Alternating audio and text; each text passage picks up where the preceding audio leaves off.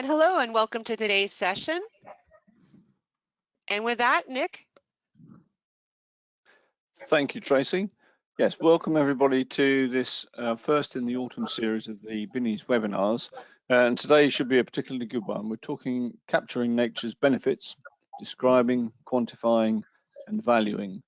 And delighted to say that we're joined by Louise Morris, project manager with the Staffordshire Wildlife Trust, and also Fran Moore and Ed Smith from BINI's.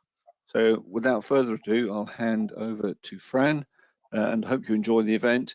Please send in questions as we go through, and there's a poll halfway through as well. So Fran, over to you. Thanks very much, Nick, and good afternoon, everybody. Thank you for joining us today. My name is Francesca Moore and I'm Principal Environmental Economist here at BINI's, and I lead the Natural Capital team. I think now that we've said hello, we'll just turn off our webcams now just to ensure good connections, and we'll come back on that Q&A.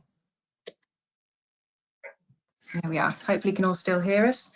So we all depend on nature for what it provides to us, in terms of cleaning our water, our air, helping to protect us from flooding, maintaining a comfortable climate and space to exercise and think.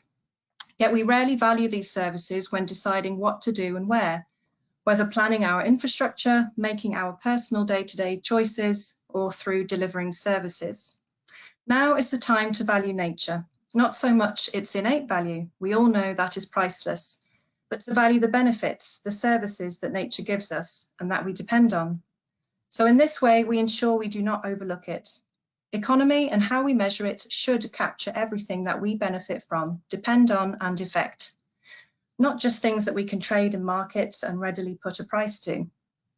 Valuing nature, whether through describing and appraising, quantifying and scoring, or giving it a proxy monetary value, helps us to see what we are currently losing out on, for example, better flood protection.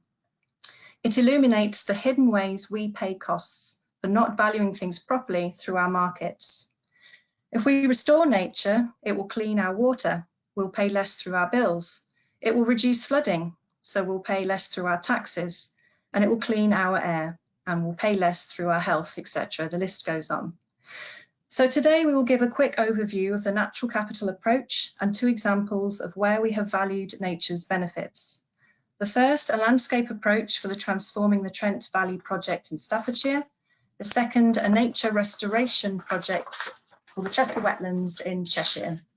And these will demonstrate the use of novel technology, remote sensing, and the initiative of local communities driving forward real change. So I'm joined today by Louise Morris of Staffordshire Wildlife Trust, who asked BINI's in 2020 to value the benefits provided by the landscape within the Transforming the Trent Valley study area. And also as part of that work, to value the impact of Transforming the Trent Valley's existing projects and aspirational projects too. So Louise will be sharing some insights from a Wildlife Trust perspective and providing an overview of Wildlife Trust vital work, its goals and objectives. I'm also joined by Ed Smith, my colleague at BINI's, who's recently joined us here as graduate environmental economist. But first, the agenda for today. There we are. Today we will cover why do we need to value nature, what is natural capital, what is the natural capital approach, what's driving it, a Wildlife Trust perspective, the two examples that I've spoken about, and we also have an interactive poll halfway through and questions and answers at the end. I'm now going to hand over to Ed, who will go over why we need to value nature and how it will help address the critical challenges facing us. Over to you, Ed. Thank you very much, Fran. We are experiencing chronic global challenges of unprecedented biodiversity decline and global heating. We know that too much carbon and other greenhouse gases in our atmosphere are warming our planet too much and too fast. This is placing numerous species, including humanity, under threat. Let's be clear, the Earth has seen shifts like this before. Human society, such that we know it, has not. Our economic and social systems are already under considerable strain, and the deep uncertainty and rapid changes we are currently experiencing are very likely to push our systems to the limits. Biodiversity is an indicator for ecosystem resilience and health. It really is an indicator for our own economic health. In the last 40 years, there has been a 60% decline in population of mammals, birds, fish, reptiles, and amphibians. Since 1950 alone, these species, upon which our food production system depends, worldwide have plummeted by 50%. 25% of species on Earth are threatened with extinction, equivalent to 1 million species. Those are some sobering statistics, which I think you'll agree. Decline is not the right word here, decimation is. Climate change, land use change, intensification of agriculture, exponential population growth, all play a part and are all anthropogenic in origin. Climate experts and government officials agree that 350 parts per million is the safe level of carbon dioxide in the atmosphere. Now carbon levels are at 417 parts per million, which is 47% higher than pre-industrial levels and more than what has happened naturally over the preceding 20,000 years since the last ice age. Valuing nature and the vital services it provides to us is already helping to shift investment and funding towards restoring nature and helping to address these twin challenges. This is already happening via nature-based solutions, but shifting finance, investment, and funding is just one outcome of valuing nature. Valuing nature will also help us to fundamentally shift our understanding of the natural world. If you could go to the next slide, please.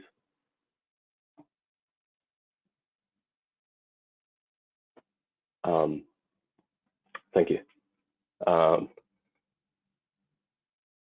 The recent 2020 Dasgupta review, commissioned by the Treasury, called for us to reframe and to re-recognize the financial economy as a subsystem of the natural world in which it is totally and wholly encompassed.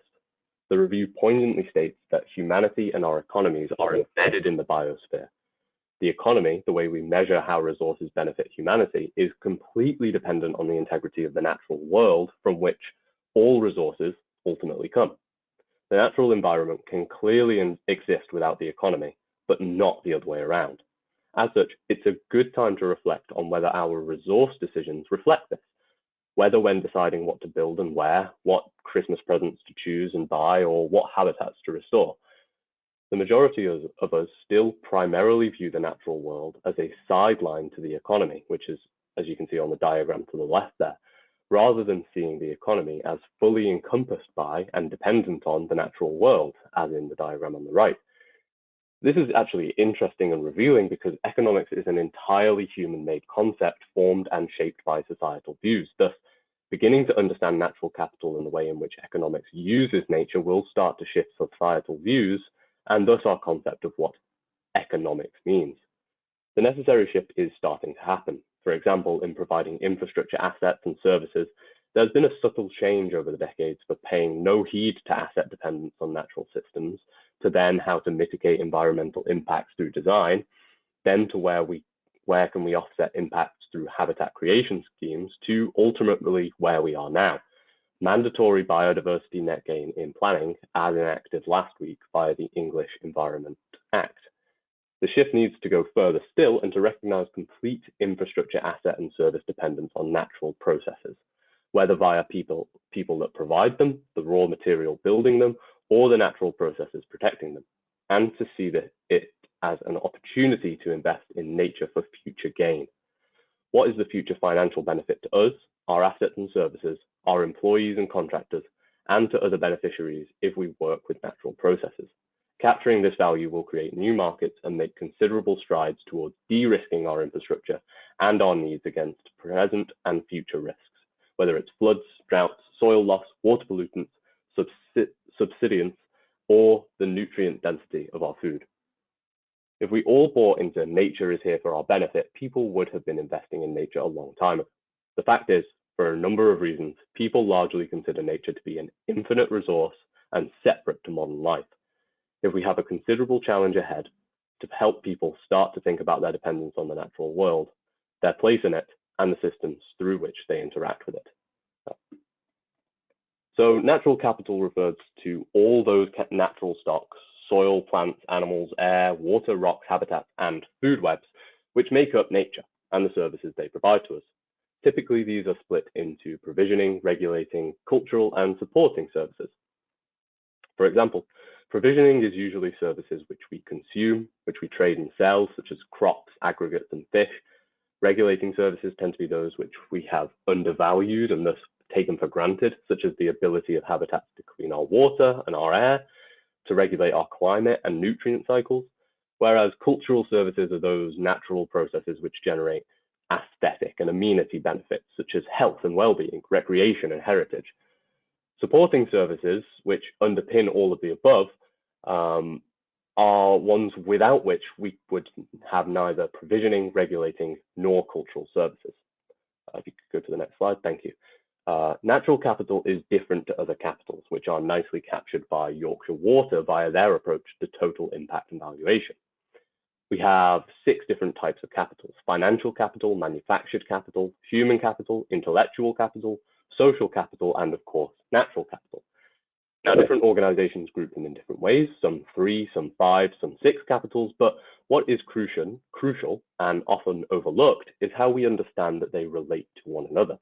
All capitals are nested within natural capital, which is typically far more complex than the others.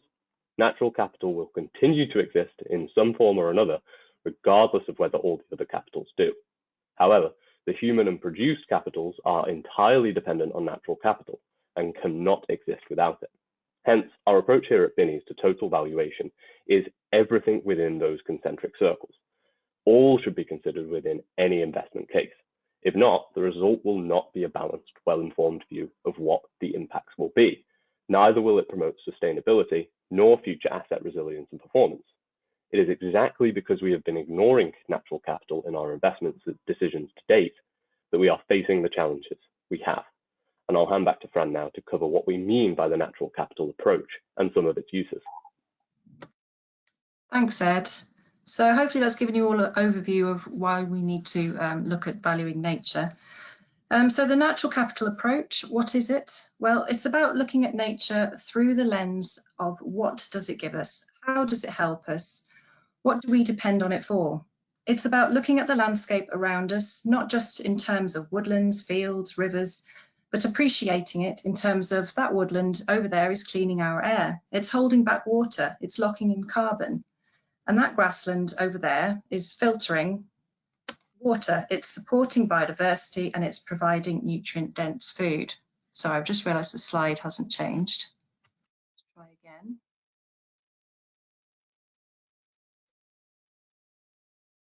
There we are. So it's about looking at how these benefits change if we create or restore habitats, or if we build infrastructure, or through our consumer choices. It helps us to understand where is it best to restore habitat. So if we create woodland over here, it will help slow down water and reduce flood risk. But if we do it over there, it will provide green space for a deprived community and help clean inner city air.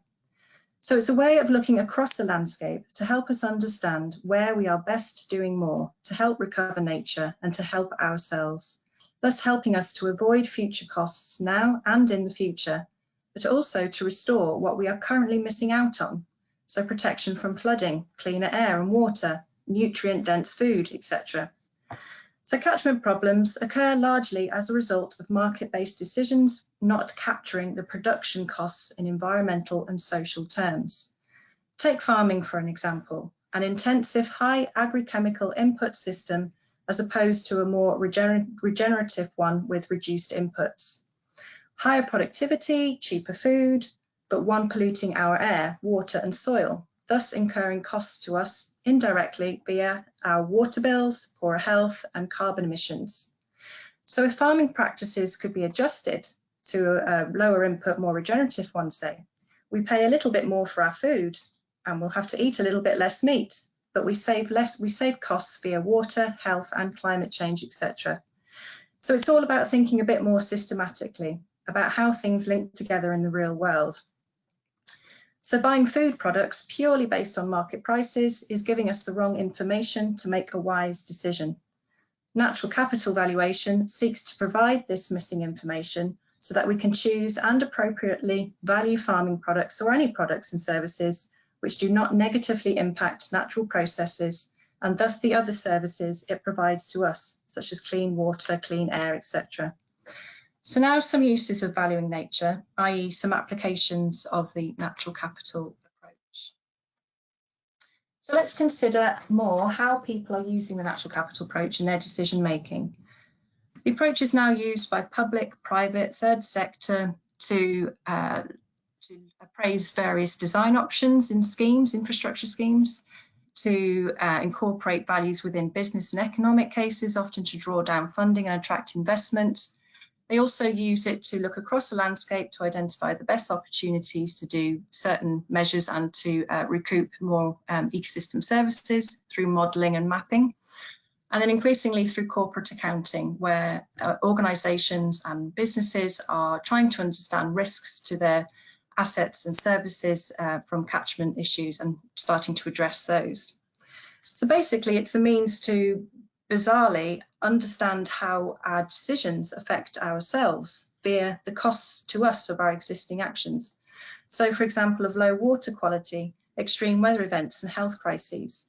But it's also ultimately to restore natural processes, to help avoid future unknown costs, as well as our existing costs, and to build a buffer to future crises, to improve the well-being of present and future generations.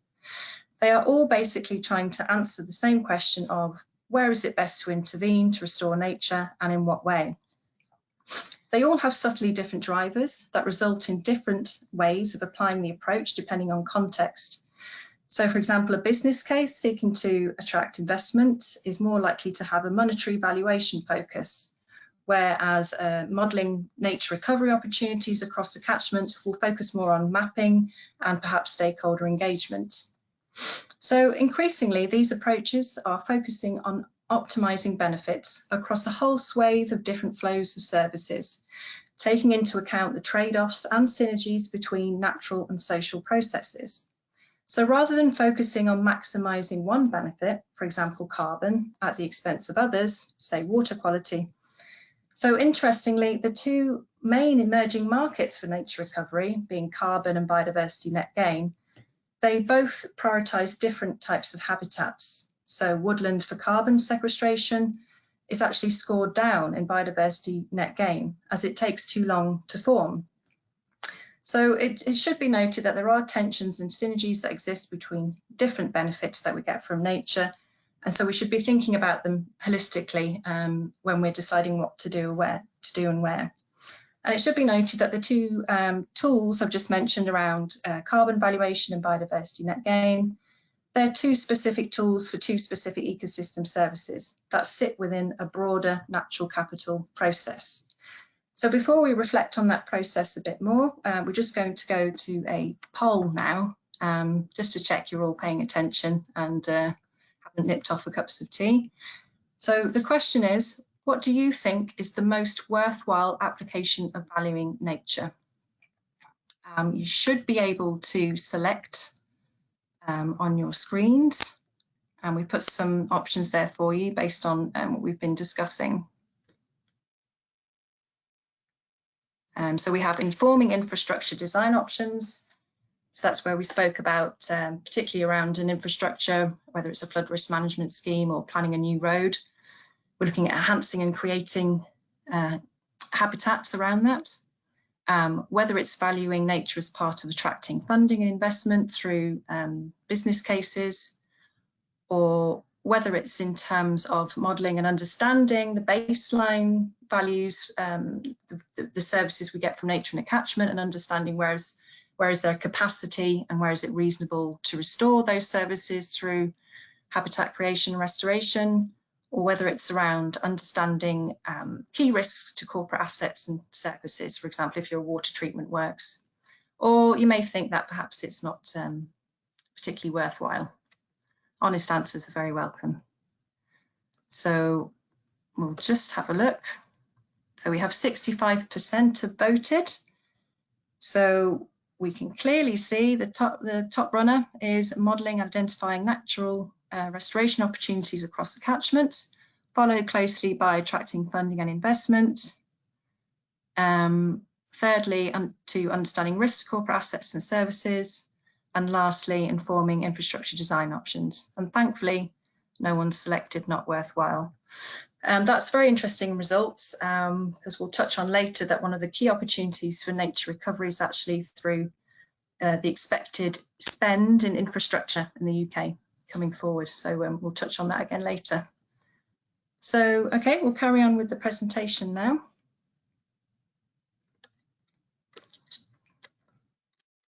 Check I still have control, hang on.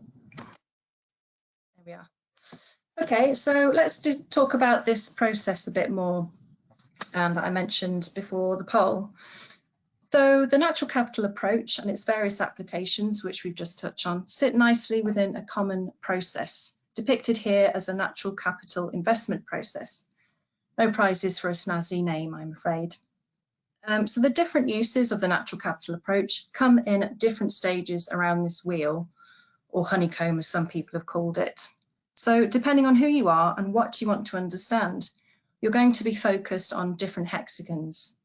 So for example, if you're more interested in where and how to invest in nature to protect your assets and services, you're going to be focused more around the opportunity and measures hexagons.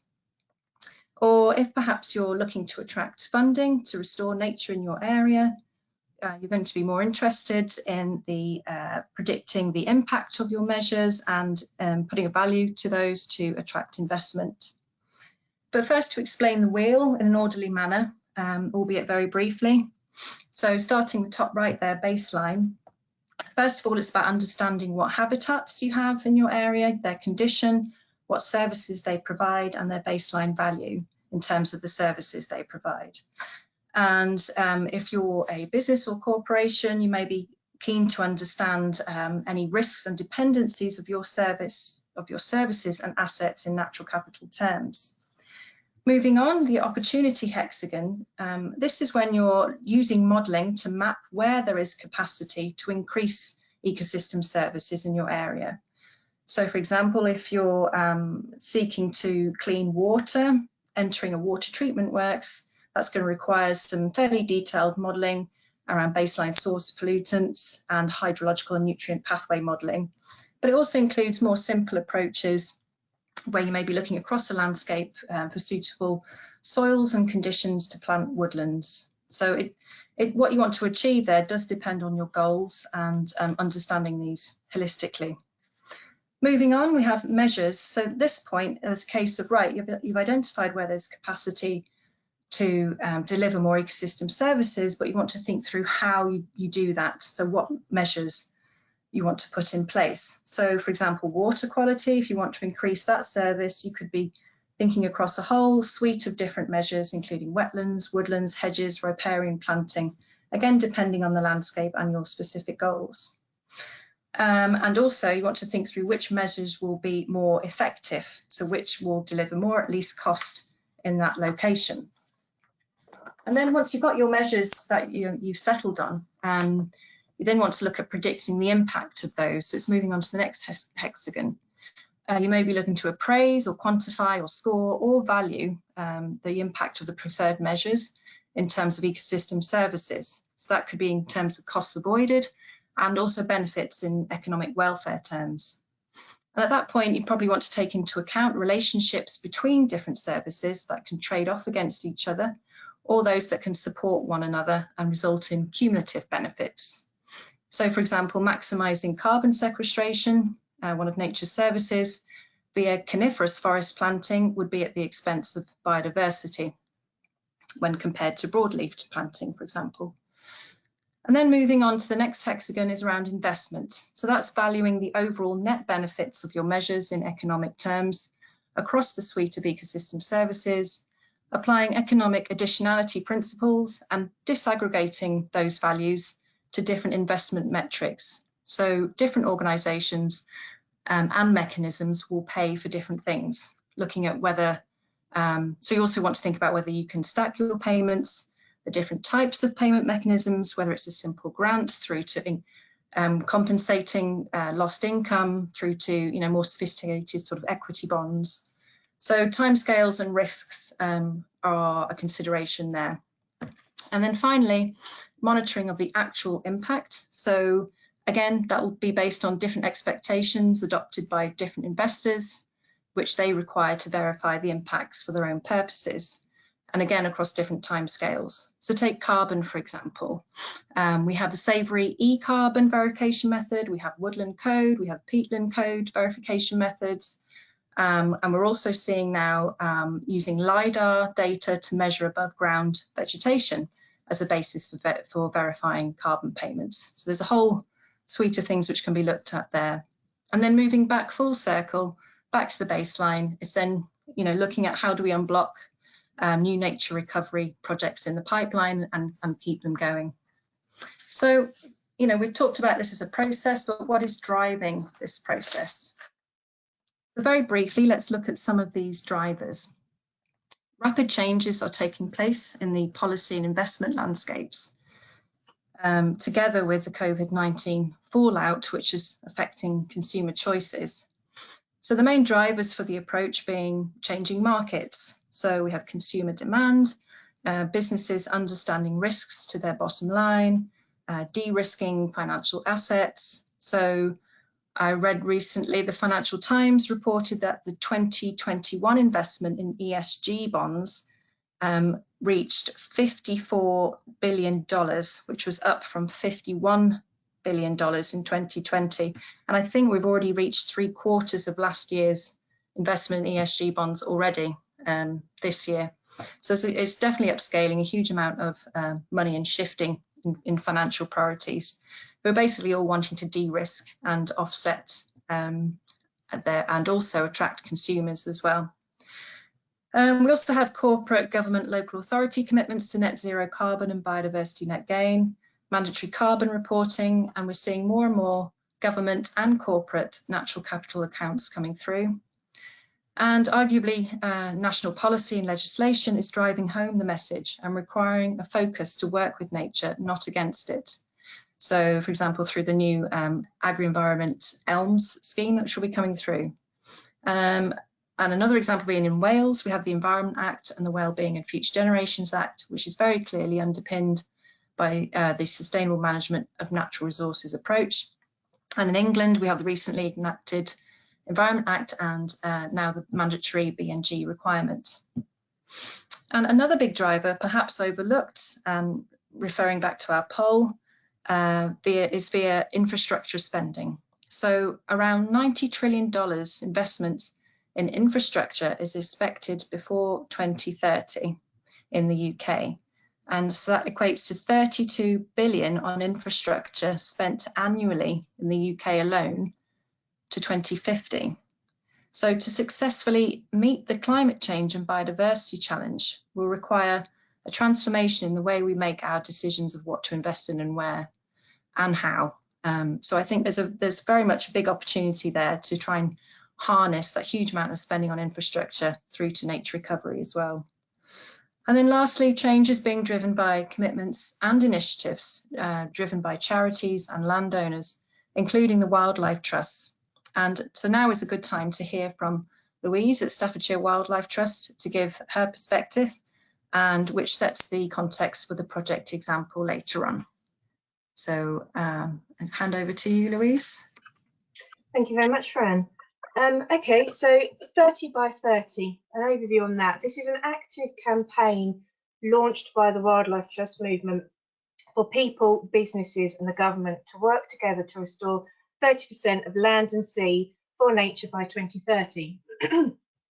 And we're working to help nature become more resilient to change with a focus on nature recovery networks. So these are joined up nature-rich spaces that support nature's recovery. So what we want to do is stop and reverse declines, put nature into recovery at pace and at scale, restore biodiversity, stabilise the climate, ensure food security and protect health and well-being. And how we're doing that on a local scale, I'll go into a little bit of detail now. So next slide, please.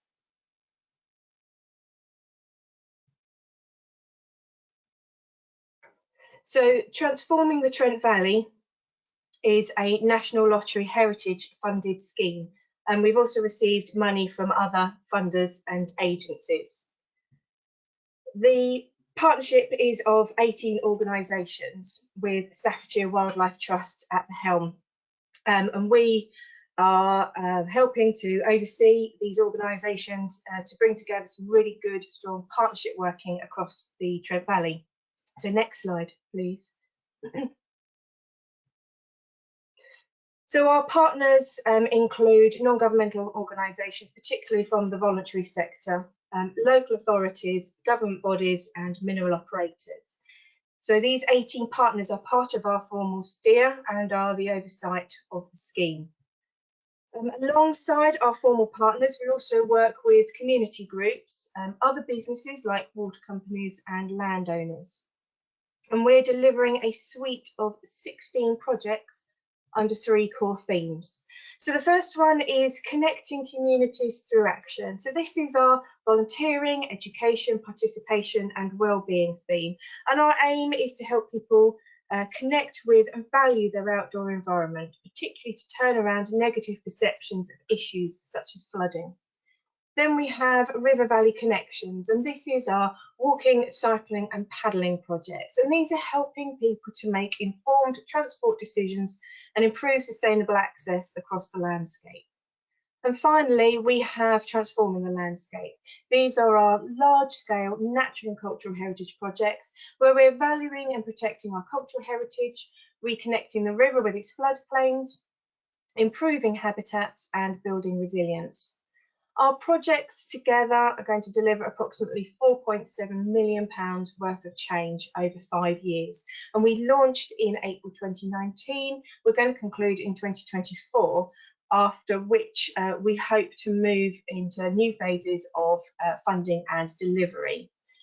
So just to have a quick look at our map. So next slide, please.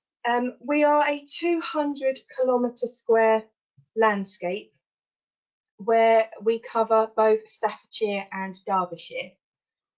And it's very much, as you can see from the shape of our landscape there, it's very much a River Valley focused landscape. We're following the River Trent from Rugeley as it flows through Staffordshire into Burton and then out into Derbyshire towards Shardlow.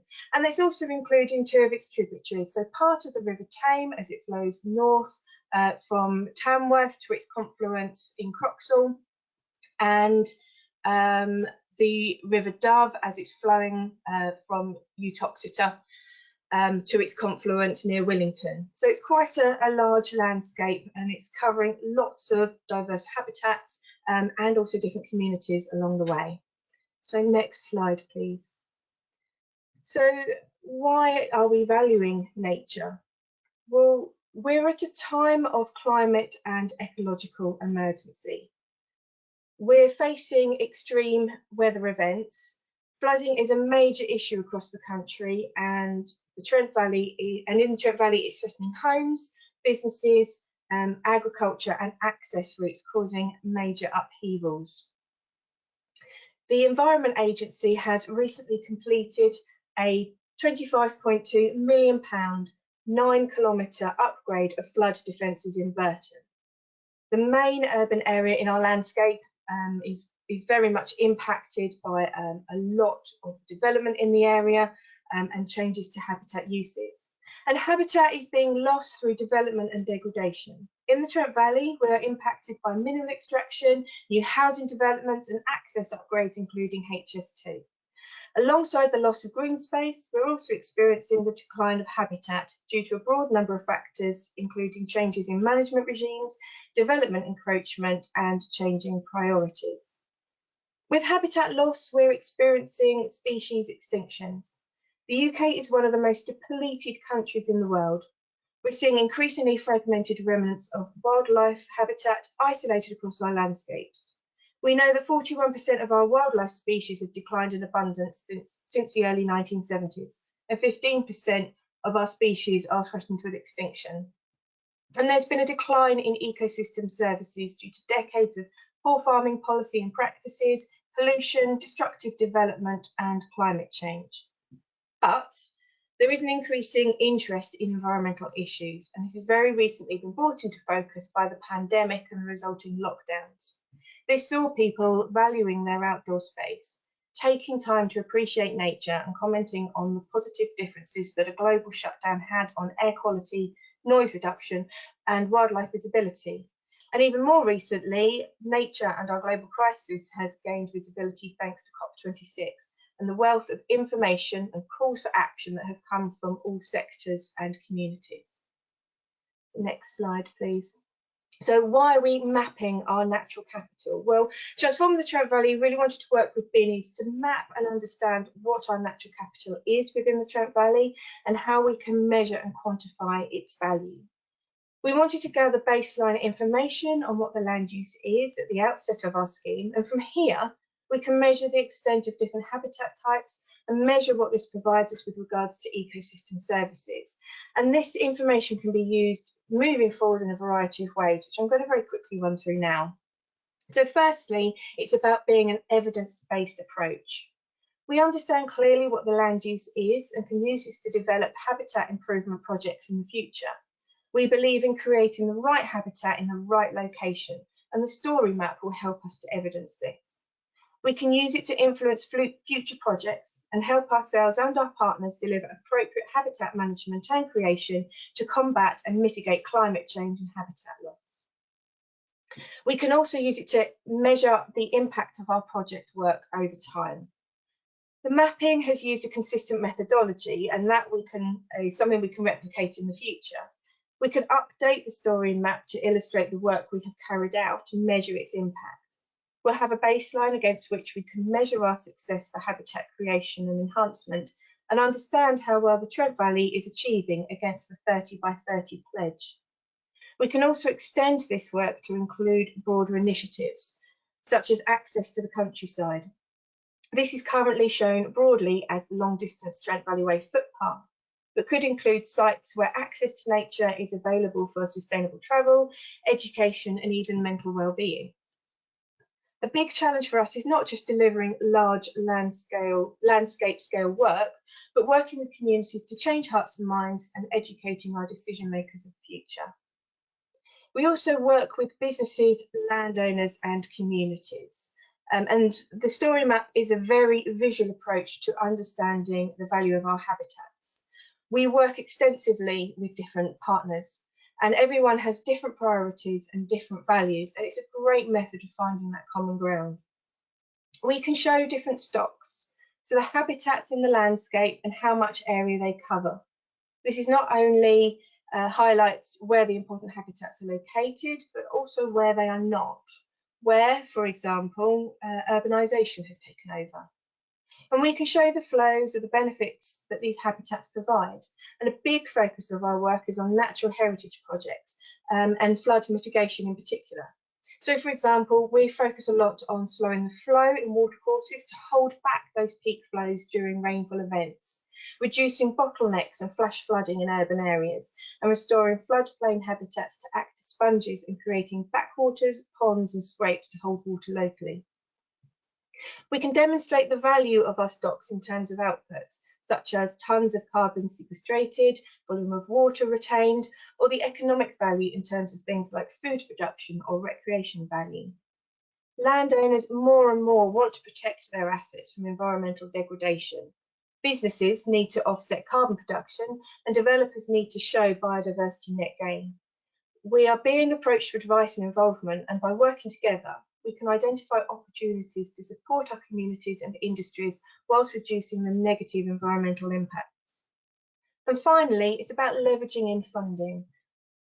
We have a very much an evidence-based approach that will enable us to draw funding into our projects.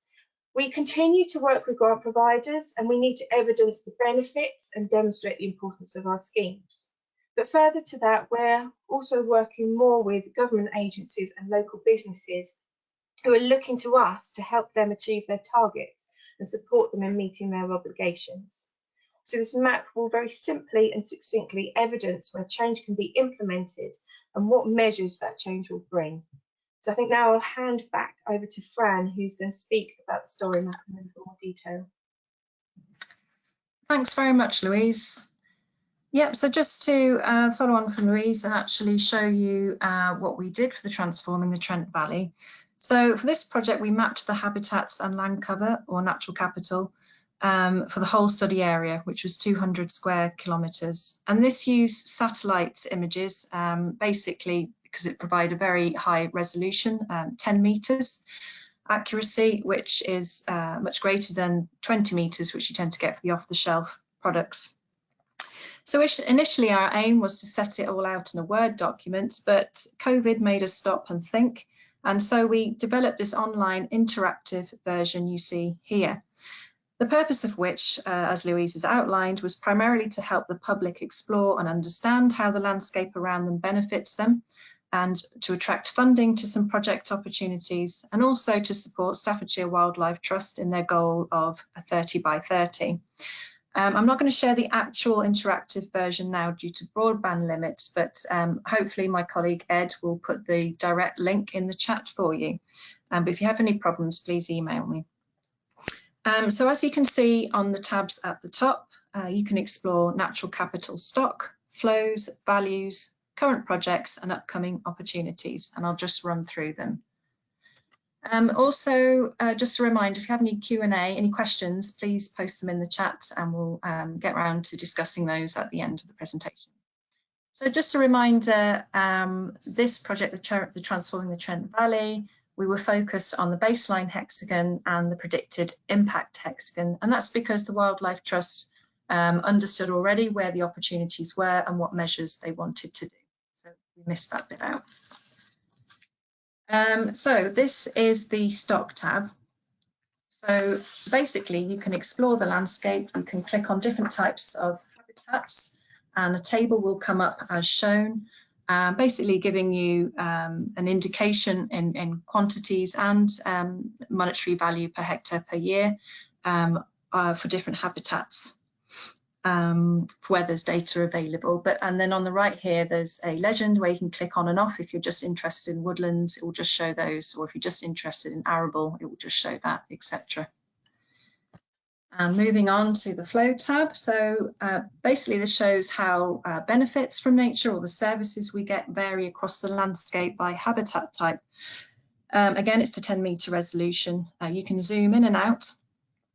This one is showing carbon sequestration each year, so that's annual carbon sequestration by habitat type. And again, it's indicative as it depends on many other variables such as habitat maturity, the soil type, the location, the density of planting, the species mix, etc. And carbon could be shown in different ways as well. It could be shown as the stock value, so what's locked in there in situ. It could be the annual sequestration rate. It could be the average annual across the lifetime of the habitat, and it could also include other greenhouse gases as well, or be an equivalent.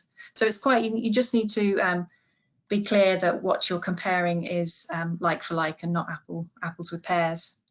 So here we are showing annual sequestration rates, as the data for that across habitat types is more readily available and comparable. We also include other layers on the websites, including physical health indicators, air quality, biodiversity, food production and water regulation. And again, you can click them on and off. I thought it'd be useful just to show the biodiversity one. So again, this is showing as a flow, as a benefit that we get from habitats, different habitats. And here we represent the flow of biodiversity services in biodiversity net gain units. So that's using the data from DEFRA's metric. And obviously we've given a range for each habitat type, because again, that varies on context specific variables such as habitat condition, maturity, etc. And it also depends on variables perhaps less covered by the DEFRA metric. So again, the species, type and mix within habitats, the location, the age, the density of planting, soil type, etc. But each habitat type is shown by the number, the range of biodiversity units provided by each habitat type.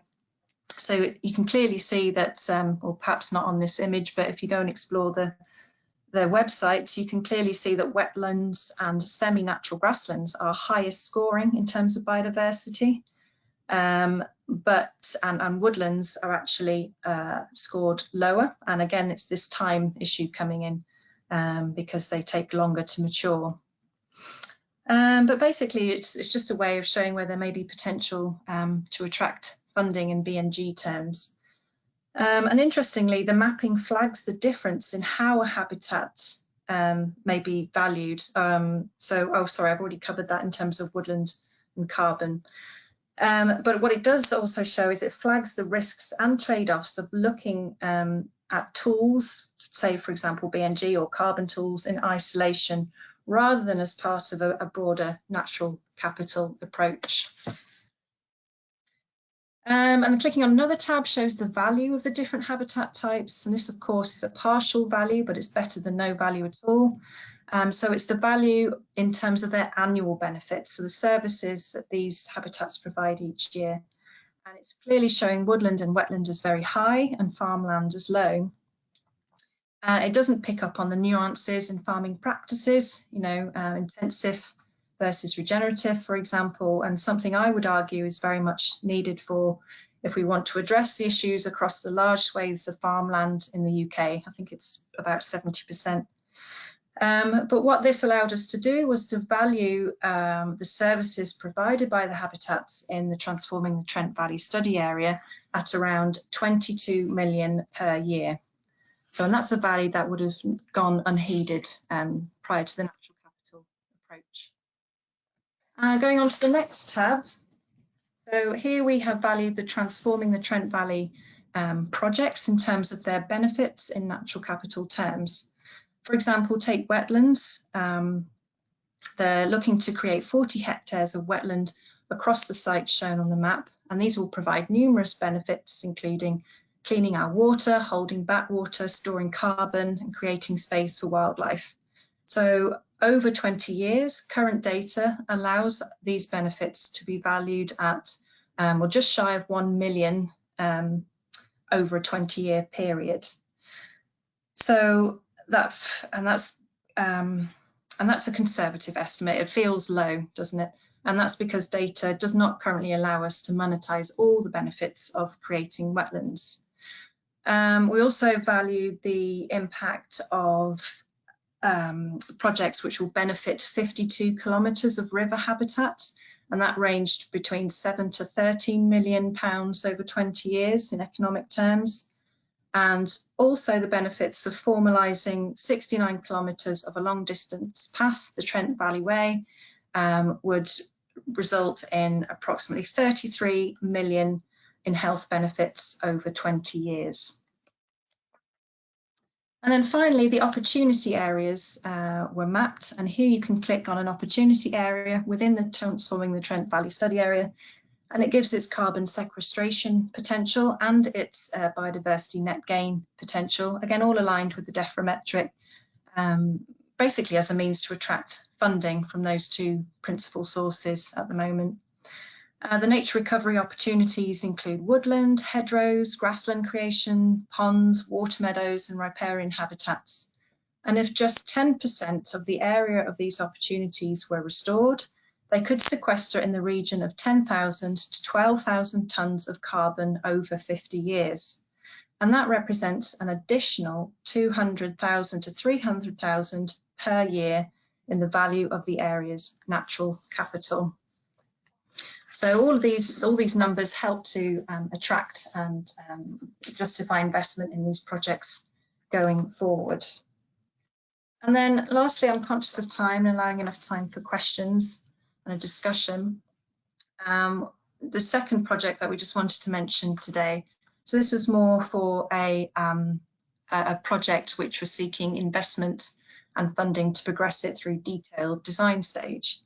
So this is the Chester Wetlands and Green Link, and the purpose of valuing nature here, as I've just said, was part of the investment case and quantifying the benefits. And it's an area adjacent to the Countess of Chester Hospital, if you know Chester, and a nearby deprived area. And working with the landscape designers, the natural capital approach here helped to shape the design. This identified the potential to create a total nature recovery area of 76 hectares, linking the super trees in the centre of Chester, past the hospital to the north, through to Chester Zoo. And the project was driven forward by local residents and councillors primarily, who saw the area's potential as a green lung of Chester, delivering health and well-being, water quality, biodiversity, and storing carbon. And we quantified these benefits as shown. So in the region of 5 million present value of benefits over 100 years. And this supported a successful funding bid, and we've now secured funding to start a detailed design process. And natural capital appraisal will continue to run through the project to help secure investment, namely for carbon and biodiversity net gain, but hopefully others too. And for that project, just the last slide now, that was just to show that the emphasis of the natural capital approach focused right through from baseline, opportunities, measures, and then predicted impact. And that was it. So yeah, so thank you very much for your time. I hope it was interesting. And now we can let's go and see if there's any questions that have come in. Nick, again, thank you very much indeed to Fran, Ed, and particularly to Louise for that very, very insightful discussion. I have to say I've learned an awful lot from that. So I'm going to use my prerogative to ask a first question for you. On the 30 by 30 sort of strap line that you had, Louise, for the Wildlife Trust, how has that engaged with the, or how has that helped to engage with the various stakeholders and communities? Just as a real punchy, very simple statement. Has that made much difference to what you do?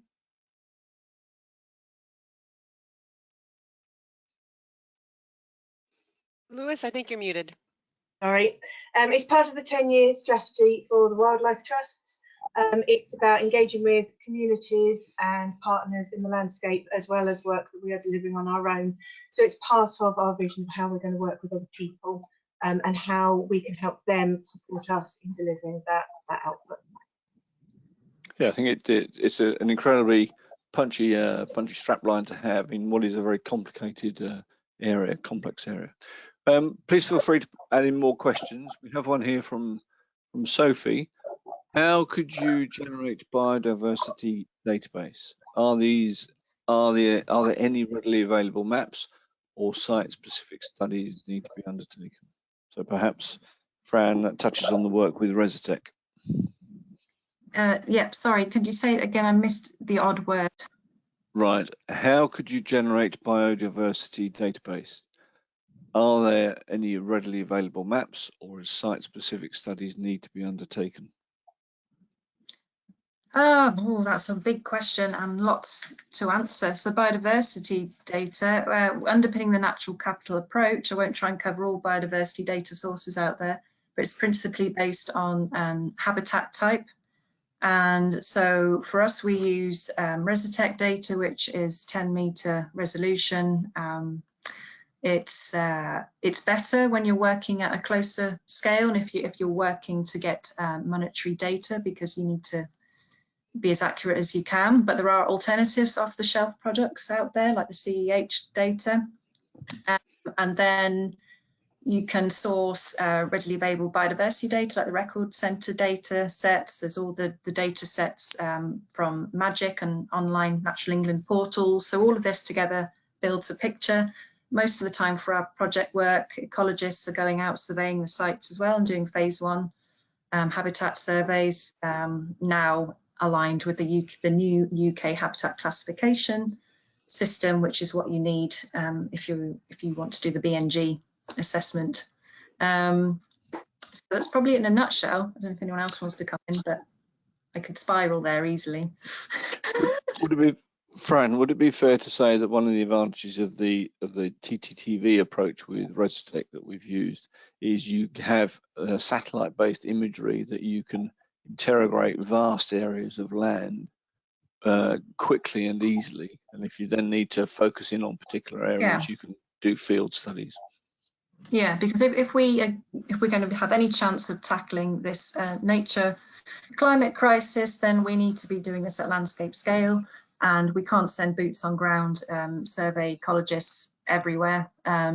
So what we use the data for is with the remote sensing, you can also do an element of condition assessment as well. And then that helps you to target where do we need boots on the ground to verify and get a closer understanding of what habitats are there and what condition they're in, and what if there's any key species present, etc. So yeah, so it's a complement. It's complementing, being complementary between these sort of remote, modern, innovative technology, as well with the more traditional sources and human knowledge at the end of the day. Okay, thanks, Fran. Conscious of the time, we've got time for one more question, I think. So we'll go for one from Jane. This is possibly to Louise and possibly to Fran. What has been the public response to the TTT transforming the Trent Valley?